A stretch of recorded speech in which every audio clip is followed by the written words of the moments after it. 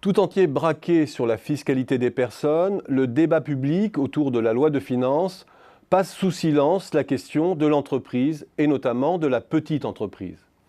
Or, faire croître les PME pour qu'elles deviennent demain des ETI constitue une épine dorsale de la doctrine industrielle macroniste, comme elle était celle du rapport Attali. Dans l'argumentaire autour de la réforme du marché du travail par ordonnance, l'enjeu consistant à simplifier la vie des petites entreprises et des ETI a été très largement mis en avant, notamment avec le référendum d'initiative patronale ou la fusion des instances du personnel rendue possible au-delà de 300 salariés, ce qui supprime un nouvel effet de seuil. Comment cette orientation pro-PME-ETI se concrétise-t-elle dans le budget 2018 ? Force est de constater que les principales mesures fiscales à destination des entreprises qui impactent le budget 2018 sont héritées pour partie du pacte de responsabilité de François Hollande et ne sont pas à proprement parler dédiées aux PME. Notamment l'impact différé de la montée de 6 à 7% du CICE en 2017 ou la baisse de l'IS à 28% en dessous de 500 000 € de bénéfices. Cette dernière mesure introduit de fait une progressivité du taux de l'IS, favorable aux plus petites entreprises.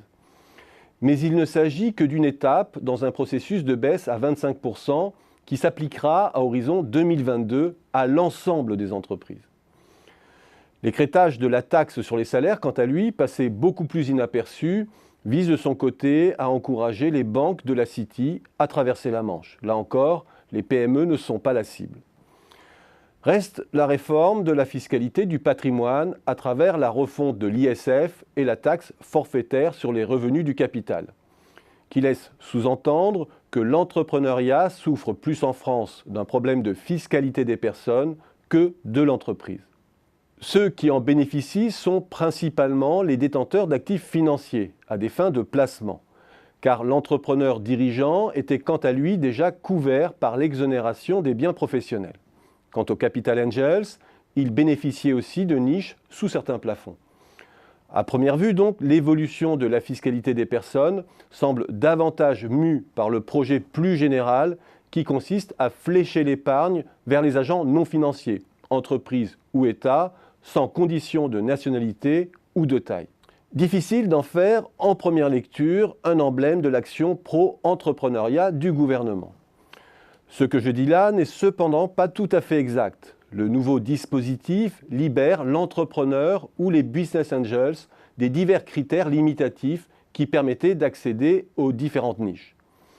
L'exemption d'ISF, du capital financier, qu'il soit qualifiable ou non de bien professionnel, que l'on détienne plus ou moins de 25% du capital, que l'on dirige ou non l'entreprise, simplifie grandement la vie des entrepreneurs et solutionne beaucoup de problèmes au moment de la transmission ou dans le cas où un entrepreneur souhaite s'engager dans une gestion active de son capital. Céder une portion de ses parts pour les réinvestir ailleurs, scinder son entreprise, la fusionner, se désengager de la direction, etc. Le nouveau contexte crée indubitablement une nouvelle flexibilité favorable par exemple aux serial entrepreneurs. On cherche cependant la mesure pleinement destinée aux PME ETI dans ce budget, plus lourdement taxées que les plus grandes entreprises, faute de pouvoir optimiser. Et finalement, le choix de la simplicité qui a été fait à travers la refonte de l'ISF et de la flat tax crée en contrepartie beaucoup d'effets d'aubaine qui ne sont pas destinés à proprement parler aux entrepreneurs purs et durs.